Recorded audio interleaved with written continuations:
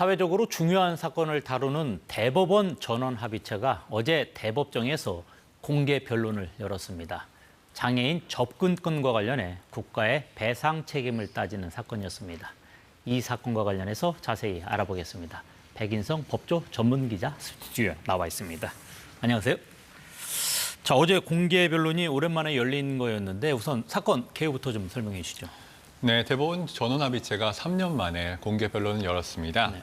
조희대 대법원장 취임 이후로는 첫 공개 변론인데요.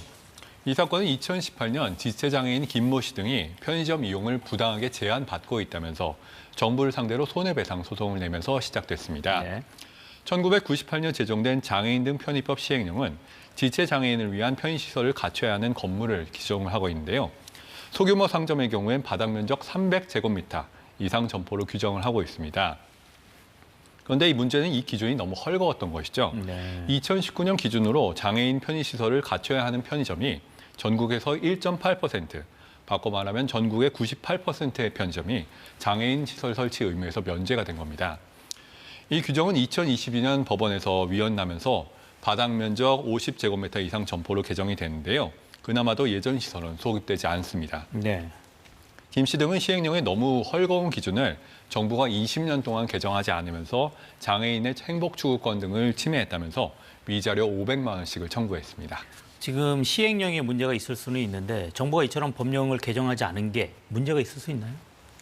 방금 말씀하신 부분이 이 사건의 핵심입니다. 네. 법률의 이 내용을 시행령이나 규칙에 위임하는 경우가 있습니다.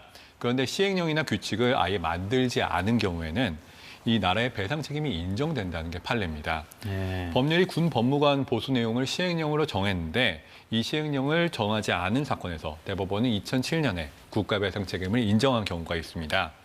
그런데 이번 사건의 경우에는 앞서와 달리 시행령이 일단 만들어져는 있고 불완전하거나 불충분한 상태로 장기간 방치된 점이 다른데요. 네.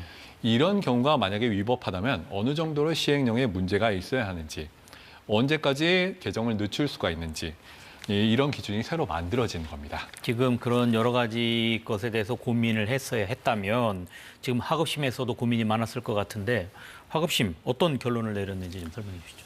1심과 2심은 원고 청구를 기각했습니다. 네. 국가배상 책임을 인정하지 않았는데요. 정부의 배상 책임이 인정되기 위해서는 크게 4가지 정도의 조건이 필요합니다. 첫 번째로 공무원이 직무 중에 행위를 할 것, 이 행위가 법령 위반일 것, 고의 과실로 인한 행위일 것, 그리고 이 행위가 타인에게 손해를 가할 것, 이 조건이 모두 만족되어야 합니다. 1, 2심은 시행령 조항이 편의점 등의 장애인 접근권을 중대하게 제한했고 국가가 장애인 보호 의무를 소홀히 했다는 점은 인정했습니다. 그러나 정부가 특정한 내용으로 시행령을 개정할 법적인 의무가 있다거나 공무원들이 고의 과실로 직무를 게을리했다고 보기는 어렵다면서 배상 책임은 인정하지 않았습니다. 원고 측 입장에서는 할 말이 매우 많았을 것 같은데 어떻습니까? 변론에서 어떤 주장이 나왔는지 좀 설명해 주시죠. 네, 원고 측에서는 모든 사람들의 접근권을 보장해야 할 정부가 오히려 시행령을 제대로 만들지 않은 채 방치하는 바람에 제도적 차별을 조장을 했다, 이렇게 주장을 했습니다. 네네. 특히 유엔이 2014년 법령에 문제가 있다면서 건물 크기, 규격, 준공일 이런 기준에 관계없이 접근권을 보장하라고 지적을 했고요. 2017년 국가인권위원회도 동일하게 지적을 한 걸로 봐서는 개정을 미룬 것은 정부의 책임이 인정된다, 이렇게 주장을 했습니다. 또 국가의 재정 문제로 배상 책임 자체가 부정되어서는 안 된다, 이렇게도 주장했습니다. 이 사건에서 피고죠. 정부는 어떤 입장을 보이고 있습니까? 정부는 국가가 시행령을 개정할 재량권이 있다고 맞섰습니다. 그러니까 개정을 위해서는 법령이나 헌법상 의무가 있는 게 아니다, 이렇게 맞섰고요. 네. 장애인 접근권 확보를 위해서 그동안 여러 가지 정책을 시행한 만큼 입법을 게을리한 것은 아니라고 주장을 했고 또 시설 설치 의무를 부담하게 될 소상공인의 부담도 고려를 해야 된다고 맞섰습니다. 네. 또 장애인들이 주장하는 소매점 접근권은 현재 온라인이나 대형마트 등 다른 수단으로도 달성 가능하다고 주장했습니다. 지금 다른 나라는 이런 사건과 같은 경우에 어떻게 문제점을 해결하고 있는지 좀 설명해 주시면 고맙겠습니다. 영미권에서는 일괄적으로 접근권을 보장을 하고 있습니다. 네.